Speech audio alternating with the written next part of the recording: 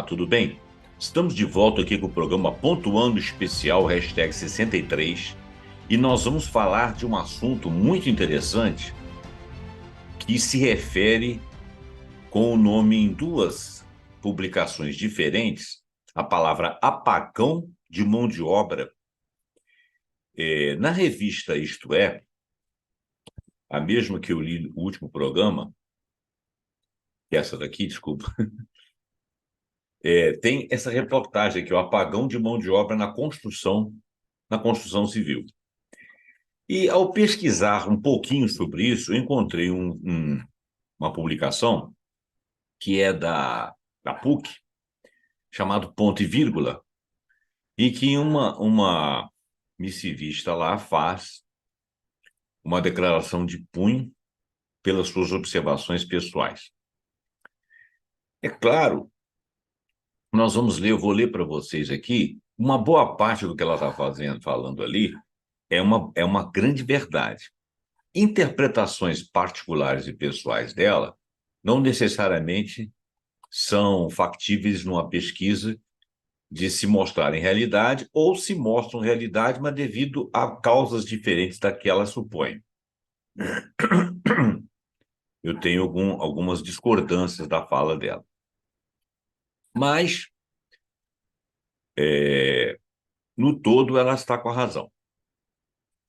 Eu vou dizer para você que eu acho que hoje em dia existe no país uma certa incompetência em vários setores, tanto nos setores acadêmicos, quanto nas mãos de obras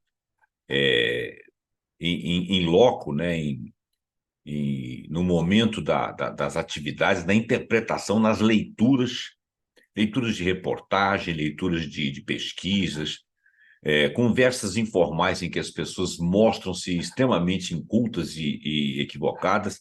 E essa cultura que eu estou falando não é uma cultura necessariamente de fresca e acadêmica e profunda, não, e elitista, não é nada disso. O que eu digo é que, às vezes, a pessoa não tem capacidade de absorver informação, decodificar o que está escrito, saber interpretar, dificuldade de leitura, falta de letramento nos mais variados assuntos, inclusive os mais simples, e um poder de interpretação baixo. Isso se deve a uma falta de educação de base. E essa falta de educação de base, ela vem de muitos anos. E ela vem de muitos governos. Eu vou passar a leitura, depois eu vou ler esse da Constituição Civil, considerando sempre que toda leitura que nós fazemos, a gente não pode partir do pressuposto único da análise do autor. A gente tem que pesquisar mais. E você pode não concordar com as premissas dele. Então, essa autora está relatando um fato, mas ela parte de premissas. Estarão corretas? É assim que avalia? Quer dizer, só dando um exemplo besta. Se alguém morreu, alguém vira e fala assim, ele teve um ataque do coração, ele teve um AVC. Cabe alguém com competência fazer uma pesquisa, se for o caso até uma biópsia ou uma necrópsia, e saber o que aconteceu, quais eram as coisas ligadas ao fato. Nem sempre você consegue. Mas nos casos objetivos que nós vamos falar aqui, a pesquisa pode ser profunda e o viés ideológico ele não deve entrar neste momento, porque o viés ideológico ele limita a nossa capacidade de nos aprofundar. Vamos à leitura e depois a gente faz outras considerações, se for o caso. Vamos lá. Nós estamos aqui num texto chamado O Apagão de Mão de Obra no Brasil. A pessoa que escreveu isso para a publicação Ponto e Vírgula é a Noêmia Lazarevski. Ela é docente do programa de estudos de pós-graduação, ou de pós-graduados em Ciências Sociais da PUC, em São Paulo. Ela tem lá o e-mail dela, parará, parará. A publicação é ponto e vírgula 7, parece que é um trecho de outras publicações, 192, 199, de 2010. Olha só, esse ensaio aqui, esse artigo, ele foi escrito em 2010, tá? Mas ele fala de coisas que hoje são verdadeiras. E é só por isso que eu vou lê-lo. Ela faz interpretações aqui, e das interpretações dela do que está acontecendo, ela se resume aos dois últimos anos, decênios de governos, Fernando Henrique e Lula. E esse texto, obviamente, ele não pega a parte que vem depois, né? Mas ele é fulcral. Presta atenção.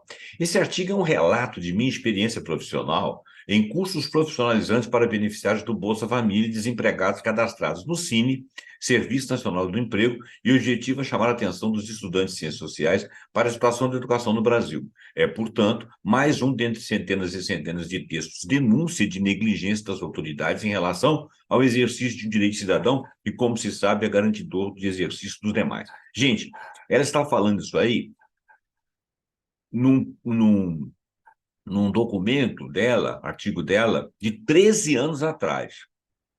E de 13 anos para cá, piorou muito, inclusive com o advento dos últimos governos e das crises reais ou fabricadas aqui dentro do Brasil, crises econômicas, e também a invasão de muitas empresas privadas sobre a educação pública está sendo privatizada. Quer dizer, você imagina que isso que está falando aqui agora é uma coisa que, neste momento, deve estar muito pior. Vamos fazer avaliações. Olha bem, ela está dizendo o seguinte: estudos acadêmicos, análises estatísticas comparadas entre países desenvolvidos e subdesenvolvidos, reportagens jornalísticas, congressos, simpósios, conferências, palestras, etc., não denunciaram com tanta veemência a negligência, a incúria, o desleixo, a irresponsabilidade e a desonestidade com a qualidade da educação no Brasil, do ensino fundamental ou superior, quanto o crescimento econômico dos últimos anos. Últimos anos, essa reportagem está indo até 2010.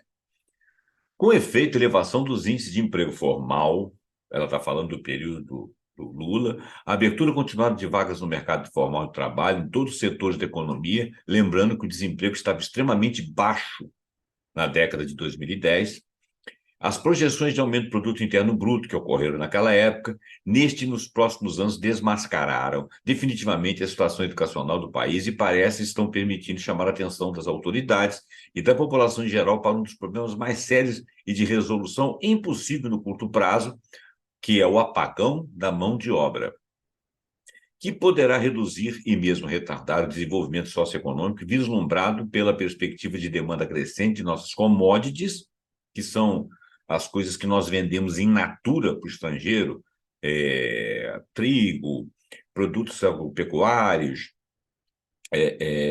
minérios, petróleo in natura, as commodities, que alimentam a economia mundial, sobretudo a economia dos países emergentes, como a China, por exemplo. E o apagão de mão de obra, todos sabem, não advém da falta de trabalhadores disponíveis no mercado de trabalho, mas da falta de empregabilidade, em sua grande maioria.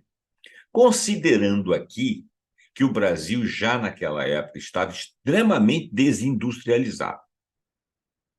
Bom, mas apesar disso, apesar da significativa elevação dos índices de emprego formal que ocorreu nos governos do PT e um pouquinho anterior também, especialmente neste ano de 2010, que é o ano que ela está falando, o desemprego ainda atinge 7%. Vocês imaginam que é um desemprego muito baixo. Agora, todas as vezes que se fala de desemprego, nós temos que prestar atenção no seguinte: muitas pessoas se declaram não desempregadas porque estão trabalhando, muitas vezes, de maneira precária.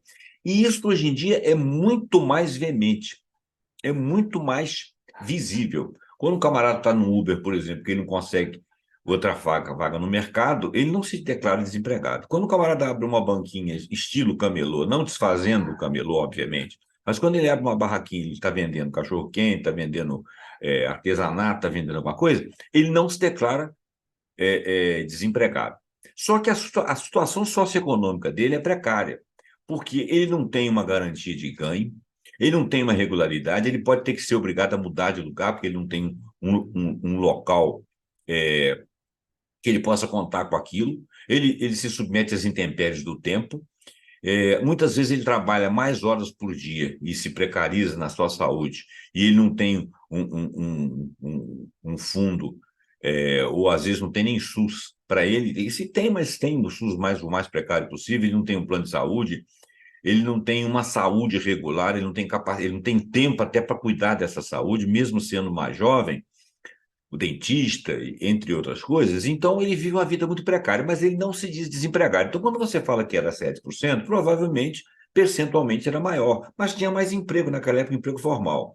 Depois disso aí, veio precarizando, e principalmente do Temer para cá, a coisa ficou muito ruim. Então, o nível de desemprego chegou a níveis muito altos. Mesmo assim, quando se fala de 14, 15% de desemprego que tiveram lugar aí nesses últimos anos, esse desemprego provavelmente ele refletiu uma parcela muito maior, porque era uma boa parte, mais do que em 2010, estava muito mais precarizado. Isso significa que esse trabalhador, ele além de trabalhar precarizado, ele não adquire cultura, ele não tem capacidade de interagir socialmente, ele fica perdido no nível da sobrevivência. Aquele famoso vende o almoço para comprar a janta. E quando esse cara foi para a escola, ele teve uma escola precária e está tendo uma escola mais precária ainda. Infelizmente, Fernando Henrique e mesmo o governo do Lula não conseguiram dar qualidade para a educação. O Lula conseguiu abrir mais faculdades, mais ensino técnico para emprego mais rápido, mas não conseguiu, não sei por quê, qualificação, tanto do profissional que saiu dessas faculdades ou cursos técnicos, quanto do ensino superior e médio, fundamental e médio, que tornasse esse profissional um cara de leitura da vida um pouco mais completa. E, ao sair desse curso, ele fez o curso, ele saiu com o diploma, mas ele não tinha boa formação. Então, no mercado de trabalho, ele sofreu o que ela vai dizer aqui. Ou seja, milhões de trabalhadores brasileiros continuam desempregados, conforme ela estava falando, sem contar o número específico daqueles cujas atividades remuneradas se realizam na economia subterrânea informal, que é o que eu estou falando, que piorou muito nesses últimos 13 anos. O conceito de empregabilidade, capacidade profissional para candidatar-se a um emprego ou para manter-se no emprego, que é o que eu estou falando, tem sido muito criticado pela maioria dos estudiosos do mundo do trabalho por desconsiderar a reestruturação produtiva como um dos principais fatores da redução dos postos de trabalho e, portanto, pela elevação do índice de desemprego nas últimas décadas do século XX. E, assim, sugerir a responsabilização dos trabalhadores desempregados por sua própria situação, mesmo em contextos desfavoráveis para o crescimento econômico e, portanto, para a geração de empregos. Mas a falta de capacidade profissional para se candidatar ao emprego ou para manter-se no emprego não se deve apenas à reestruturação do processo de trabalho, com suas exigências de aquisição de novas e complexas competências profissionais no Brasil de hoje, e principalmente no de hoje. É verdade que alguns setores da economia nacional modernizaram-se tecnológica e organizacionalmente, passaram a exigir trabalhadores com um perfil completamente diferente daquele que predominou ao longo do século passado, século XX. No entanto, a grande demanda por trabalhadores no Brasil de hoje advém de setores tradicionais com pouco ou nenhuma tecnologia moderna, sofisticada e que exigem apenas uma alfabetização completa, no máximo ensino médio, com postos de trabalho subalternos do setor de serviços ou da construção civil ou do setor ceramista, por exemplo. Então, ela está falando o seguinte, até nos empregos que exigem menos capacidade, menos entendimento de desenvoltura tecnológica, esses trabalhadores são fracos. Isso é reflexo da educação dele, já naquela época. Você imagina agora que nós temos menos indústria ainda, menos empregos, que a economia foi, de certa forma, desmontada, e a educação também, esse profissional que chega ao mercado de trabalho, mesmo que se o mercado está um pouco mais sofisticado, ou ainda que ele não esteja nada sofisticado, ele não deve estar, as empresas não estão executando, porque nós temos poucas indústrias, poucos setor de serviço é o que mais tem, né? Mas esse trabalhador ele chega ainda mais despreparado. E os trabalhadores brasileiros, mesmo aqueles privilegiados com diploma universitário, não conseguem responder prontamente às exigências do mercado de trabalho. Apenas um quarto dos diplomados em engenharia, por exemplo, parece que a área dela é considerado, não, a área dela é ciências sociais, é considerado apto para o trabalho. A grande maioria obriga-se a submeter a custos de especialização oferecidos pelas próprias empresas contratantes que se ressentem da formação deficiente nesta área do saber e do produzir. Se isso era verdade em 2010, isso também é verdade no mundo atual. E muitas empresas, como a Vale do Rio Doce, têm contratado trabalhadores estrangeiros, engenheiros e geólogos vindo dos países europeus em crise e mesmo dos Estados Unidos. Sem contar que, com o advento da Lava Jato, na construção civil, por exemplo, nós perdemos o insumo, a tecnologia, a inteligência das empreiteiras. Mais de 30 empreiteiras foram fechadas.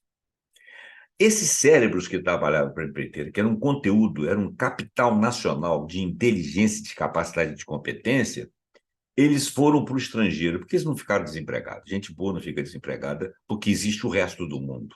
Eles foram para o primeiro mundo, foram contratados para o primeiro mundo com o currículo que tinham. Esses caras deixam de fomentar aqui no Brasil capacidades e competências. Não se pode fazer. É igual quando você tira você vai tirando. Parece um bom jogador de futebol aqui, ali, lá, lá. Você vai tirando ele daqui e vai vendendo para o estrangeiro, porque tudo é comércio, tudo é ganhar muito dinheiro. Quer dizer, esses caras, eles perdem a ligação com a terra, quando voltam para cá, eles não vão para suas comunidades e ninguém aprende com eles, o exemplo deles, a competência e capacidade deles que eles foram adquirindo.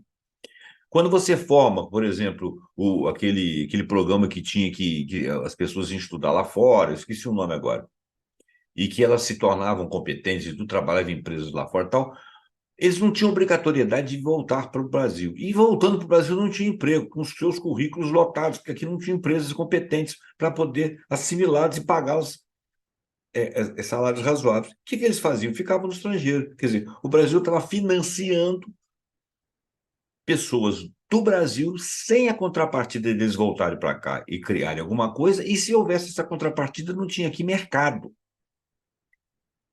Eles ficavam lá fora. E o mercado que tinha aqui absorvia os trabalhadores daqui mal preparados, que ainda tinha esse mercado ainda tinha que ensinar para essas coisas pessoas a trabalhar. Quer dizer, o Brasil está muito desorganizado, nós estamos muito complicados. Muitas empresas como a Vale do Rio Doce têm contratado, então, trabalhadores estrangeiros, engenheiros e geólogos vindos de países europeus em crise e mesmo dos Estados Unidos, até pelo tipo de trabalho. E, no entanto, era de se prever a necessária e competente formação no setor de mineração de nossos estudantes de engenharia e de geologia, dada a riqueza do nosso solo e subsolo. E nós já tivemos grandes universidades aqui e formação na área de geologia, até por causa disso, mas perdemos isso. Por quê? Porque ela foi vendida?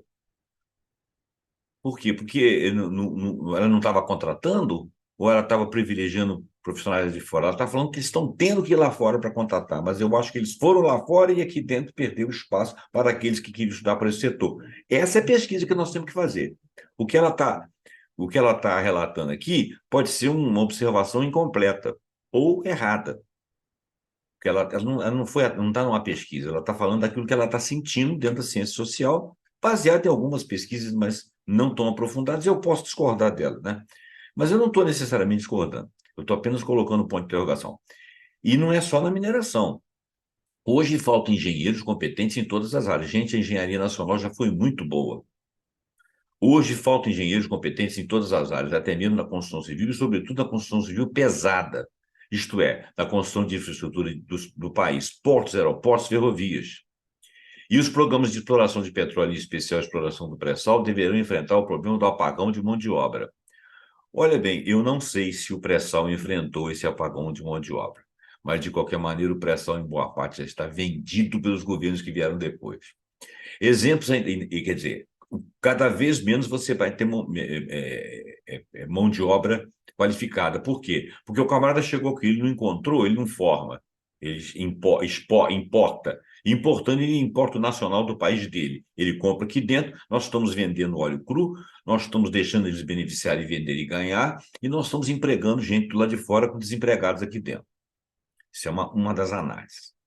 Exemplo ainda mais significativo são a reprovação há anos de mais de 80% dos formandos de direito no exame da Ordem de Advogado do Brasil. Só em 2010 foram aprovados apenas 9.992 dos 95.764 inscritos, isto é, apenas 10%, 10,43% do total daqueles que prestaram o exame da OAB que foram aprovados.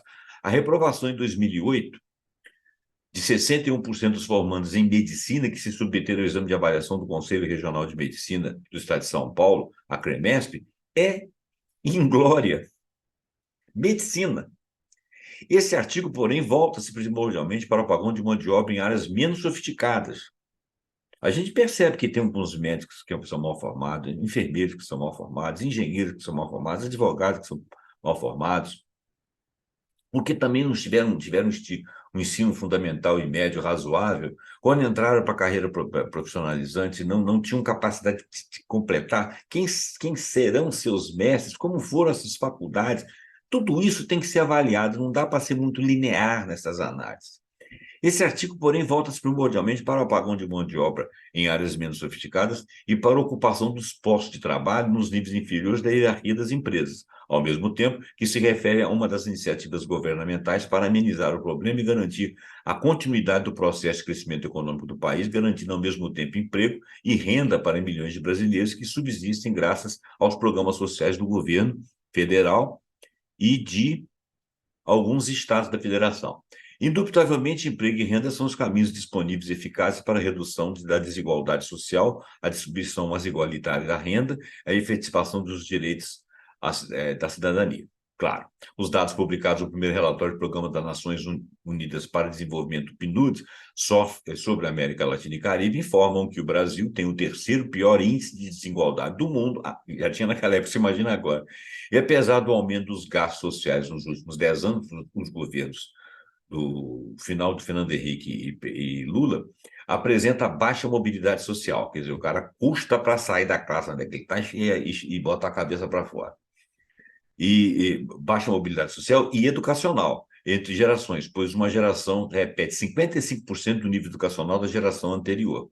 E 58% de uma geração mantém o mesmo nível de desigualdade social dos seus antecedentes. Quer dizer, ele não houve mobilização social no nível educacional e no nível de bem-estar da sociedade, de qualidade de vida da sociedade. O crescimento econômico previsto para os próximos anos, que são os anos que vieram de 2010 para cá, nos permite vislumbrar uma mudança nesse cenário se algumas providências da educação forem tomadas. Não foram tomadas. Então a coisa piorou. Quero aqui relatar a minha experiência profissional dela, com trabalhadores da construção civil pesada, do turismo, de postos de gasolina, do setor ceramista, dos condutores de veículos urbanos, dos motoboys, etc, etc. Que, como se sabe, são trabalhadores menos qualificados ou pouco qualificados, deles exigindo-se apenas a alfabetização comum e algumas habilidades manuais. E no número de postos de trabalho nesses setores e o número de postos de trabalho nesses setores tende a multiplicar várias vezes graças à fase favorável vivida pela economia nacional naquela época, que depois foi caindo. E graças aos programas sociais governamentais, como Minha Casa Minha Vida, o programa de aceleração do crescimento, que era da Dilma, as obras para a Copa do Mundo de 2014, que estava acontecendo lá atrás, a Copa essa que foi boicotada, as Olimpíadas de 2016 igualmente, que geram e deverão gerar milhares e milhares de empregos, sobretudo na construção civil, com reflexo nos demais setores da atividade econômica. Olha, era para ser assim, mas tiveram muitos boicotes políticos aqui no Brasil. Mas não vamos entrar por esse setor, porque senão a gente vai perder tempo. Como assessora de uma organização nacional especializada em cursos profissionalizantes de prevenção de acidentes, em convênio com o Ministério do Trabalho e Emprego, eu tenho elaborado projetos de qualificação profissional para os beneficiários do programa Bolsa Família do governo federal e para os desempregados cadastrados no Cine Serviço Nacional de Emprego, cuja característica comum é a inabilidade para assumir qualquer posto de trabalho. São projetos elaborados a partir da demanda oficialmente apresentada ao Ministério do Trabalho e Emprego pelos sindicatos trabalhadores e sindicatos patronais dos mais diferentes setores da economia que defrontam com o analfabetismo funcional dos candidatos a um emprego e o que reduz consideravelmente a possibilidade do preenchimento de vagas de trabalho existente e afeta o crescimento e a qualidade de produção e da prestação de serviços. Gente, isso ainda está acontecendo hoje. Muito.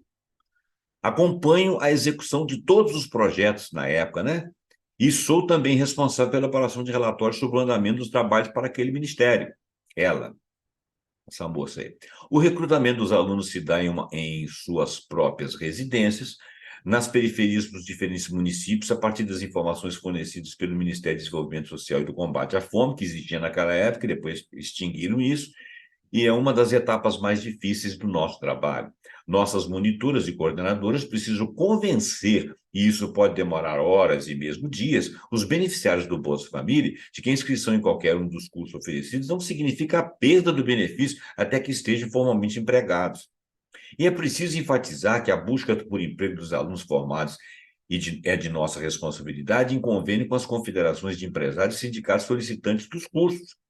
Se contratados continuaram a frequentar os cursos de treinamento oferecidos pelas empresas, apesar do diploma que lhes foi otorgado, se contratados continuarão a frequentar os cursos de treinamento oferecidos pelas empresas, apesar do diploma que lhes foi otorgado, entendi.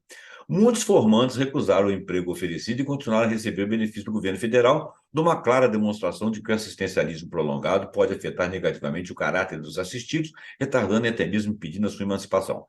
Balela. As pessoas tinham insegurança porque não confiavam no meio ambiente que elas viviam. Elas sabiam que elas podiam perder o emprego a qualquer momento, mandado embora como lixo, elas sabiam que elas não tinham grande formação, que aquilo está sendo dado para elas, elas tinham medo de perder o benefício, sim. Tá? Esse benefício deveria ser mantido até para ela poder continuar estudando confortavelmente. Tá? Então, isso aqui já entra uma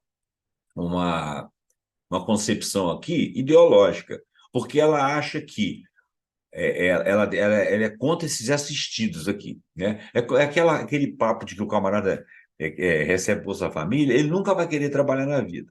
Mas, em compensação, se ele não receber o Bolsa Família, ele morre de fome, né? Porque não tem emprego para ele. E quando tem, ele é mal qualificado, então ele não consegue ficar no emprego. Tá entendendo? Então, quer dizer, o cachorro correndo atrás do rabo. Essa conclusão dela aqui é uma conclusão dela.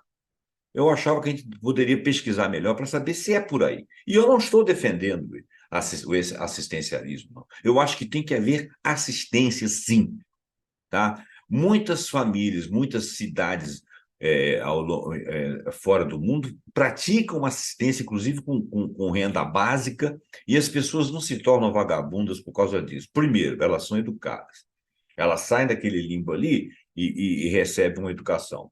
Segundo, são dadas muito mais outras condições para ela permanecer, não lhes são cobrados necessariamente nada, e lá não tem histórico de você mandar o sujeito embora de qualquer maneira. Então, são muitas coisas a se pensar. Aceito que ela tenha esse pensamento, mas a gente teria que fazer uma pesquisa para saber se, demonstrando que o assistencialismo prolongado pode afetar negativamente o caráter dos assistidos. Não sei se isso é verdade. Surpreendente, e ela é da PUC de São Paulo, né? Deve ser uma menina bonita, bem tratada. Surpreendentemente, ao mesmo tempo, lamentável é o fato de todos os nossos alunos terem ensino fundamental completo e a grande maioria tem ensino médio completo também. Embora todos, sem exceção, sejam incapazes de compreender de imediato uma simples informação por escrito, de redigir uma só frase corretamente e, sobretudo, de fazer operações aritméticas muito simples. E é isso que causa neles insegurança. É isso que causa neles a sensação de que eles não vão se manter no local onde eles estão. Muitos sentam diante da TV, não entendem o noticiário. Muitos sentam dentro de uma aula, não entendem uma instrução.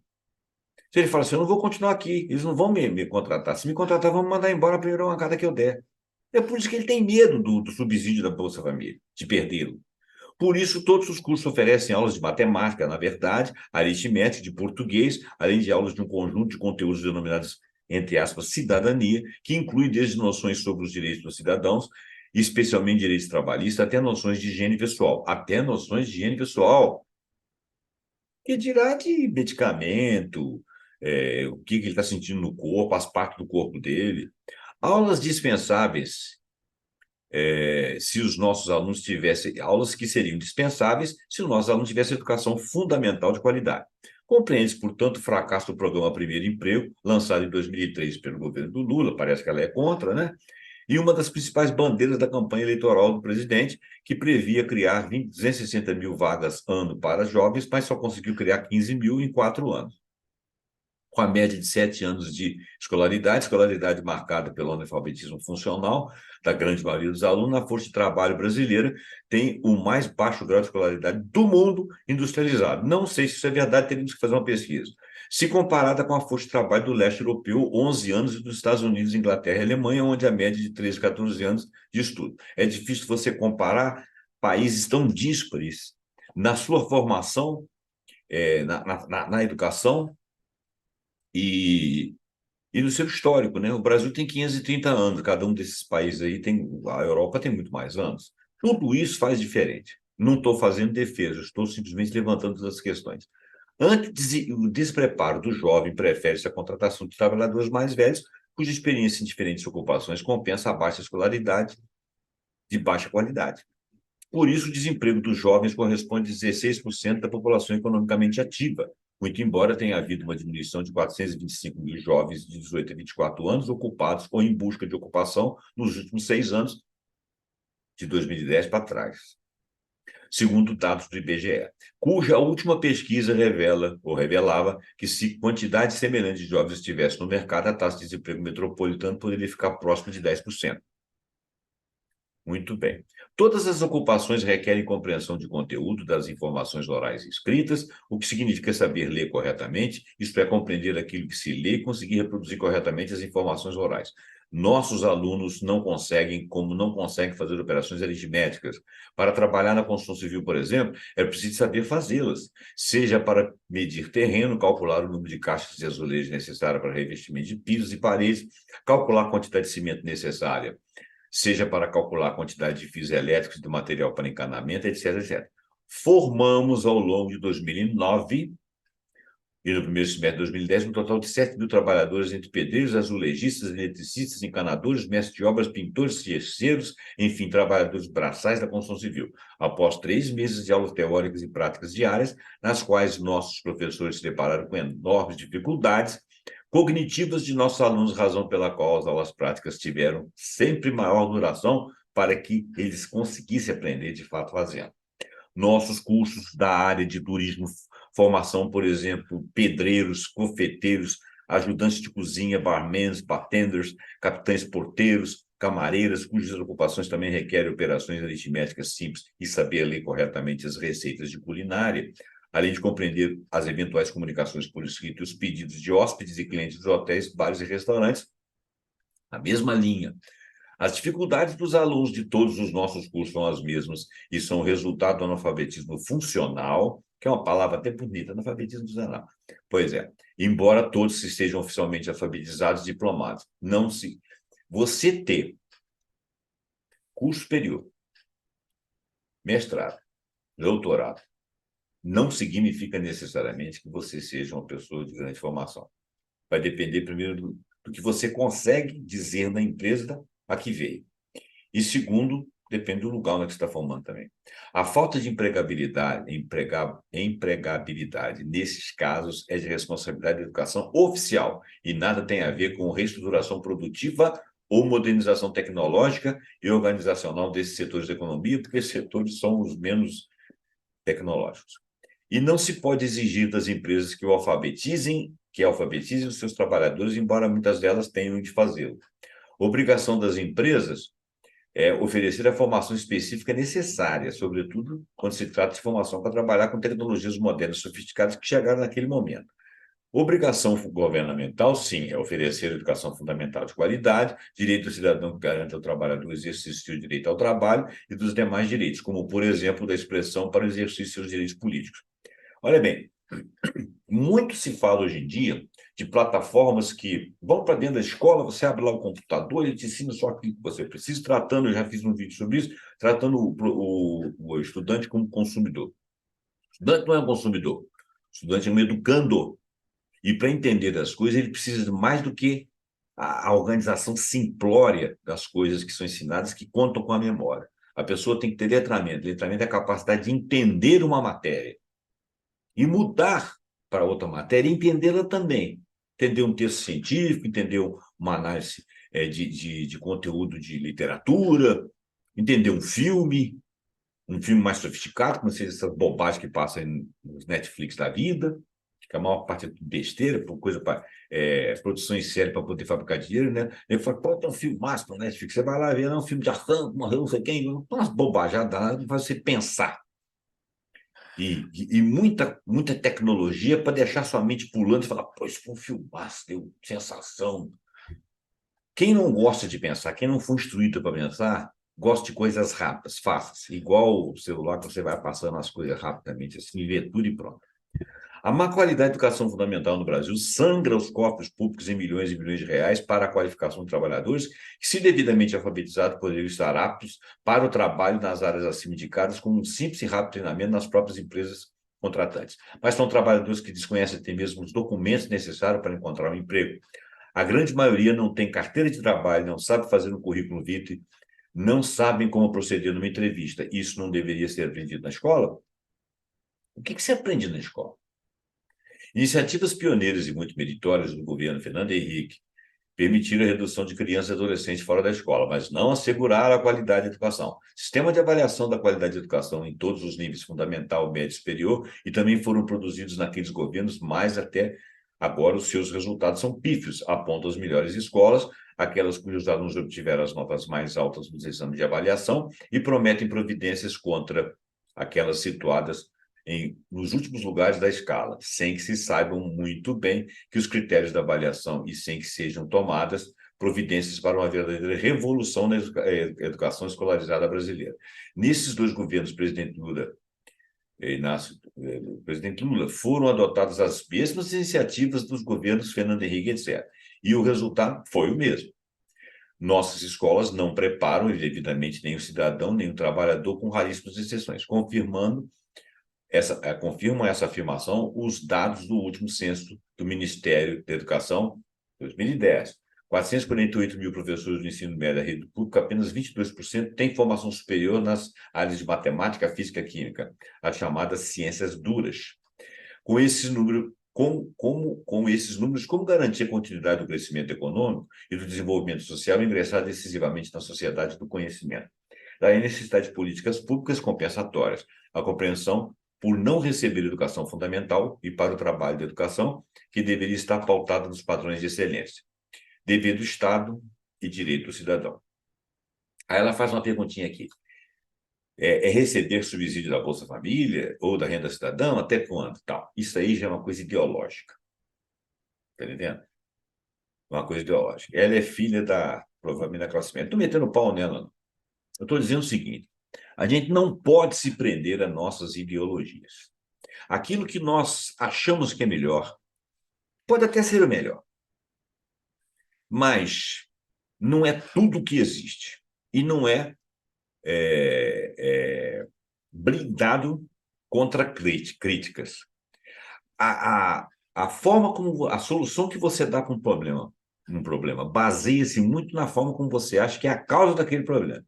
Aí é que você tem que fazer uma autocrítica. Será que a causa é aquela que eu estou pensando? Porque a minha ideologia interfere muito naquilo. Então, eu respeito o trabalho dessa moça. Foi um trabalho que eu fiz questão de ler aqui, mas ela provavelmente, naquela época, não estava com as respostas. Como nós evoluímos de época, 13 anos para cá, muito mais agora nós teríamos que fazer várias perguntas sobre esse texto aqui, porque ela já não daria conta de responder, até porque esse texto é lá de trás, né? Nem sei onde que ela está agora, quem é ela. E, como já disse, eu respeito a competência dela. Nós teríamos que eleger outras leituras. Agora, aqui tem um texto que é mais ou menos rápido, que fala quase a mesma coisa. O apagão de mão de obra na construção civil. Engraçado que ele tem o mesmo título, só que é na construção civil. O setor comemora crescimento atual, mas a carência de profissionais qualificados afeta canteiros pelo país. Faltam pedreiros, carpinteiros e mestres de obras em um cenário que tem se agravado com a proximidade das eleições municipais do ano que vem. Quem escreveu isso aqui foi Mirella Luiz. Escreveu na revista Isto É, que não é o primor, né, da, da, do editorial isento, né? Vamos lá. Em meio à agitação econômica, o mercado das incorporadoras enfrenta um dilema que ainda não foi equacionado: a crescente falta de mão de obra qualificada. Apesar do país estar próximo de retomar os patamares de emprego de 2014, com 2,6 milhões de vagas, um detalhe crucial ameaça o setor, a formação dos profissionais, que já era o de 2010, né? Para as construtoras, 2014 foi um ano dourado, até vinha a Lava Jato e acabar com tudo, né? Com 3 milhões de vagas com carteira assinada, o segmento estava em plena ascensão. No entanto, os ventos mudaram e, com eles, os desafios se intensificaram. Os ventos mudaram, pioraram tudo, né? Deram uma pá de cal no Brasil em vários setores. E aí é que a formação ficou pior ainda, porque o sujeito não vai fazer uma coisa porque não tem mercado. A recessão atingiu em cheio o mercado, embora o número de empregos esteja se recuperando, a qualidade dessa mão de obra e a qualificação dos trabalhadores tornaram-se pontos de interrogação.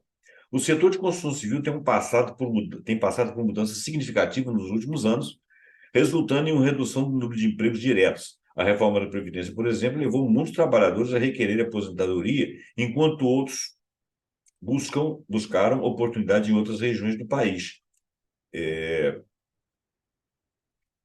Explica Antônio Souza Ramalho, presidente do Sindicato dos Trabalhadores da Indústria de Construção Civil de São Paulo, Sintracom.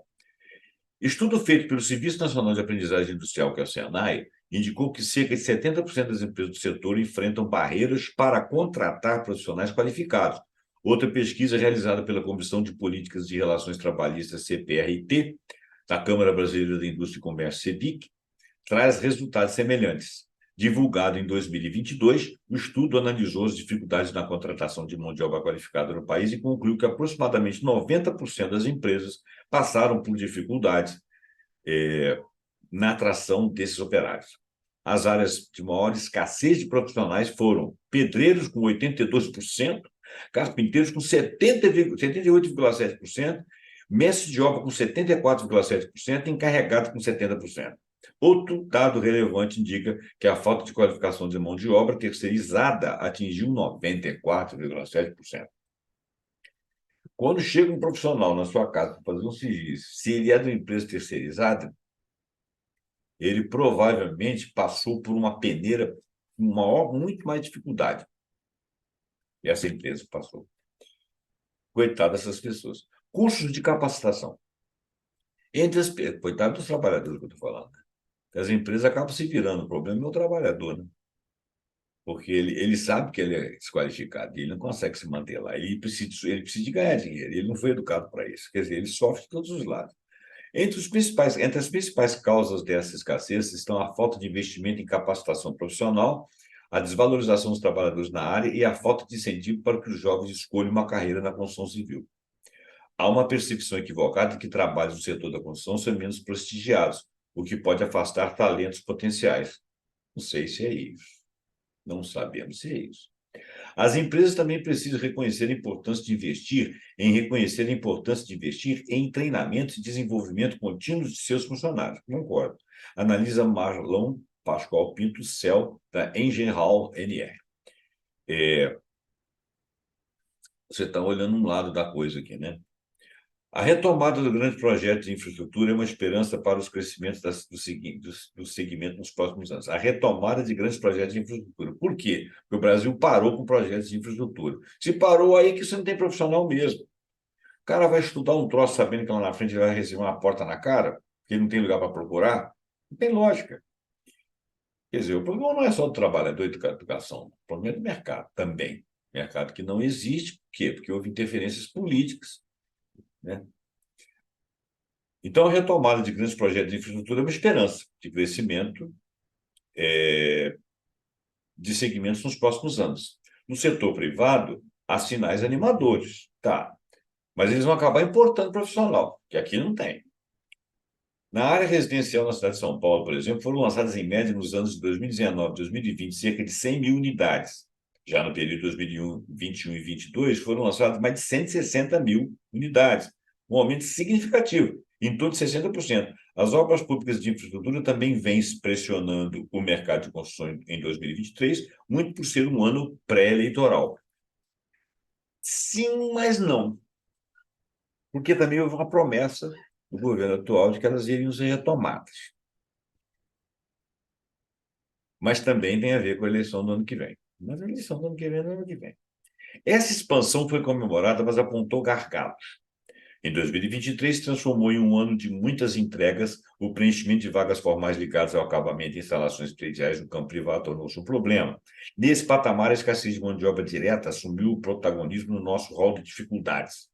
Estou me referindo a ceramistas, pedreiros de acabamento, eletricistas, encanadores, pintores, passando por mestres de obras encarregados, principalmente com viés de acabamento.